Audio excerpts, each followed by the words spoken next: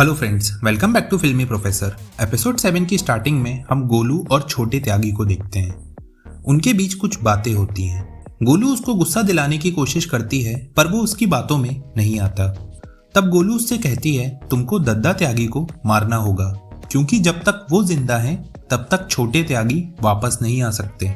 ये सुनकर छोटे त्यागी परेशान हो जाते हैं और वहां से बाहर चले जाते हैं। तब हमको पता चलता है कि त्यागी जी ने गोलू को अपनी ही बेटी के स्कूल में रखा है। अगले सीन में हम माधुरी को देखते हैं जो कि अपनी पार्टी का प्रचार के लिए एक गाने का वीडियो शूट करती है।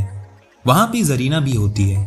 तभी माधुरी के पीए के पास बीना का कॉल आता है और वो उससे ऐसे बात करती है जैसे गुड्डू ने उसको वहां पर जबरदस्ती पकड़कर रखा हो, यानी कि बीना भी कोई गेम खेल रही है।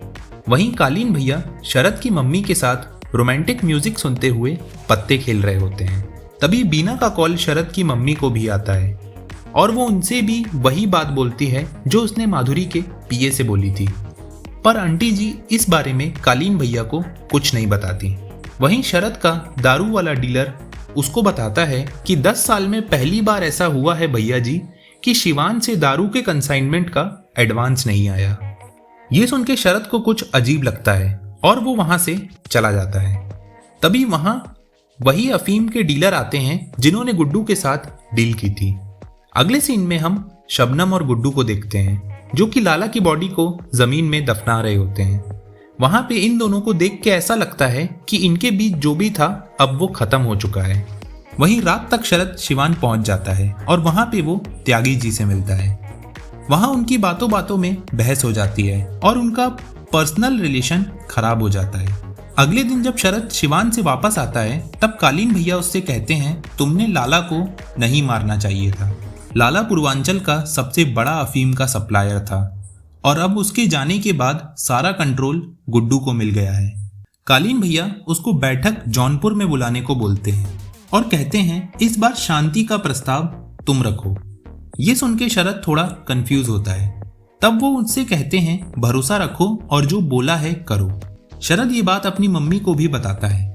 तब वो उसको कहती हैं एक बार उनकी फैमिली सेफ हो जाए फिर किसी की फैमिली सेफ नहीं रहेगी। वहीं मिर्जापुर में भी गुड्डू को बैठक का इनविटेशन आता है और वो उसको एक्सेप्ट कर लेता है। अगले सीन में हम देखते हैं जौनपुर में शरद के घर पर सभी बाहुबली आते हैं और सब लोग कुछ ना कुछ गिफ्ट लेके आते हैं।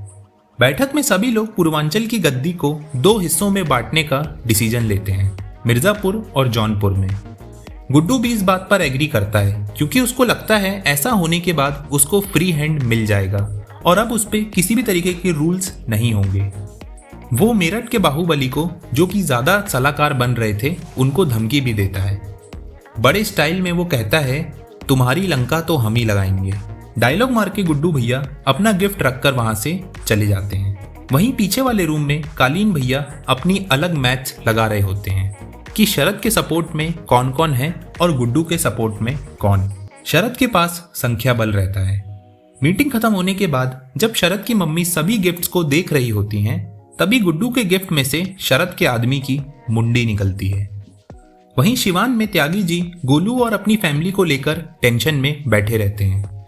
तभी उसके पास दद्दा आते हैं और उस पे भड़कने लगते हैं क्योंकि दारू की सप्लाई में डीले हो रहा था। साथ ही वो उसको ताना मारते हैं कि तुम अभी तक गोलू को भी नहीं पकड़ पाए, ना ही उस आदमी को जिसने कालीन भैया का एड्रेस लीक किया था। तब त्यागी जी दद्दा से कहते हैं गोलू किसी को भी नहीं मिल रही है, अब हम इसमें क्या करें, और हमने सबसे पूछताछ कर ली है, वो आदमी का भी पता नहीं चल रहा है, अब क्या सबको हम मारने लगेंगे क्या।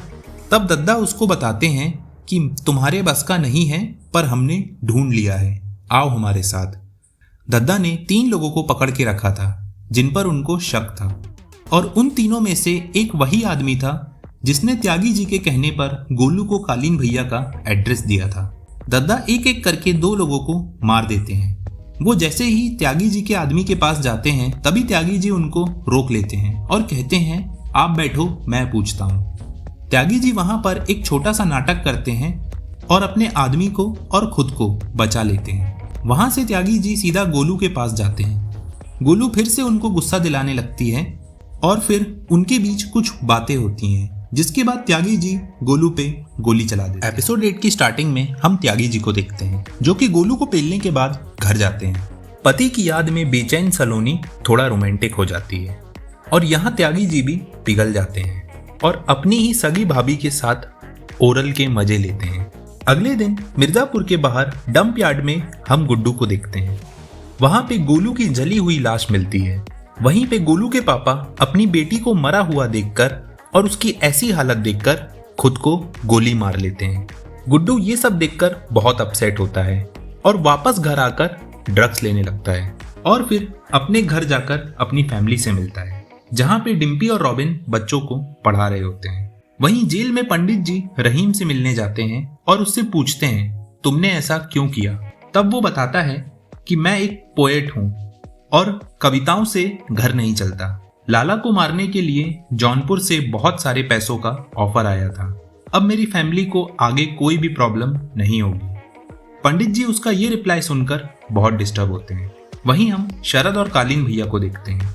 शरद को पता चल जाता है कि गोलू को त्यागियों ने ही मारा है और बॉडी को मिर्जापुर के बाहर फेंक कर वो सारा ब्लेम उस पर डाल रहे हैं। शरद कालीन भैया से कहता है हम गोलू की मौत का ब्लेम लेने से अच्छा उसकी जिम्मेदारी ले लेते हैं, इससे हमारा भौकाल बढ़ेगा और गुड्डू को भी डायरेक्ट मैसेज जाएगा।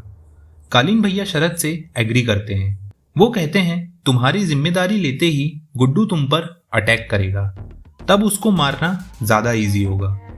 शरद वहां से सीधा माधुरी के पास जाता है और उसके साथ मिलके गुड्डू पे अटैक करने का प्लान बनाता है। पर माधुरी अभी तक सिर्फ इसलिए रुकी हुई थी क्योंकि बीना और उसका बच्चा गुड्डू के पास था जिनकी जान खतरे में थी। अगले दिन गुड्डू जेल में अपने पापा से मिलने जाता है। वो उनको अपनी पूरी सिचुएशन बताता है और उनसे एडवाइस मांगता है। तब पंडित जी कहते हैं हमने जेल में एक ही चीज सीखी है, जो सर्वाइवल के लिए जरूरी है वो करो। गुड्डू पापा से मिलने के बाद सीधा अपनी फैक्ट्री जाता है और अपने सभी आदमियों को गन्स देता है और जौनपुर पर अटैक करने का प्लान बनाता है। तभी उसका एक आदमी उसके पास आता है और उसको बताता है कि आईजी साहब आए हैं। आईजी गुड्डू के पास सीएम का पोस्टमैन बन के आता है। वो माधुरी को कॉल लगाता है और गुड्डू को फोन दे देता है। माधुरी गुड्डू को एक ऑफर देती है। वो कहती है बीना और उसके बच्चे को छोड़ दो, बदले में हम तुम्हारे पापा का केस पर्सनली देखेंगे कि उनको फांसी की सजा ना हो। गुड्डू माधुरी की पूरी बात सुनता है और कहता है अब सब लोग वही कर रहे हैं जो उनको सही लग रहा है, तो आप भी वही कीजिए, हम भी वही करेंगे। माधुरी गुड्डू से ये आंसर एक्सपेक्ट नहीं कर रही थी, ना ही शरद। जी हाँ, शरद भी उस वक्त माधुरी के साथ ही मौजूद था। वहीं गुड्डू के घर पर हम डिम्पी को देखते हैं जो कि सड़ा हुआ मुंह बनाकर आती है। रॉबिन और आंटी उससे पूछते हैं क्या हुआ। तब वो बताती है कि जज अंकल का ट्रांसफर हो गया है और लखनऊ से कोई नया जज आया है और हियरिंग की डेट भी इसी हफ्ते की हो गई है। ये सुन के रॉबिन को अजीब लगता है कि ये सब अचानक से कैसे हो गया, पर हमको और आपको दोनों को पता है कि ये किसने किया है। वहीं गुड्डू बीना को माधुरी से हुई बातें बताता है। तब बीना उसके साथ माइंड गेम खेलने लगती है और समझ जाती है कि अब गुड्डू हर तरफ से घिर गए हैं। वहीं शिवान में त्यागी जी और दद्दा की ब्रेकफास्ट टेबल पर बहस हो जाती है और त्यागी जी टेबल से उठकर अपनी बेटी को स्कूल छोड़ने के लिए चले जाते हैं। वहां सलोनी को भी त्यागी जी का बिहेवियर कुछ अजीब लगता है। वो त्यागी जी का पीछा करती है स्कूल तक।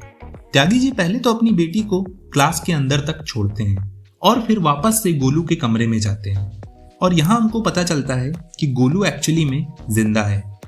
सलोनी यहाँ त्यागी जी को छाप देती है और उसको ये भी पता चल जाता है कि ये उसका पति नहीं बल्कि देवर है। त्यागी सलोनी को भी गोलू के साथ उसी रूम में बंद कर देता है और वहां से चला जाता है। वहीं मिर्जापुर में पंडित जी की फाइनल हियरिंग की डेट आती है।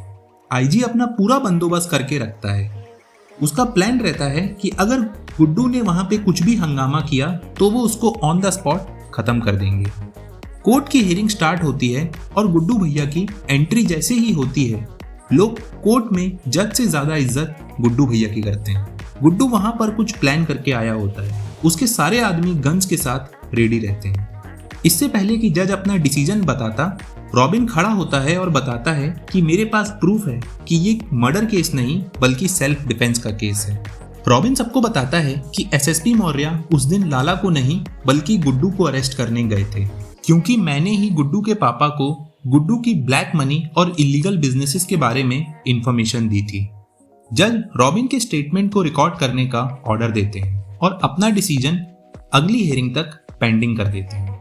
रात को रॉबिन जब अपना स्टेटमेंट पुलिस को देकर घर आता है, वहां गुड्डू उसका वेट कर रहा होता है। वो ड्रग्स लेता है और अंदर जाके रॉबिन पे भड़क जाता है। उसको लगता है अगर वो पंडित जी को सबूत नहीं देता तो आज वो इस प्रॉब्लम में नहीं होते।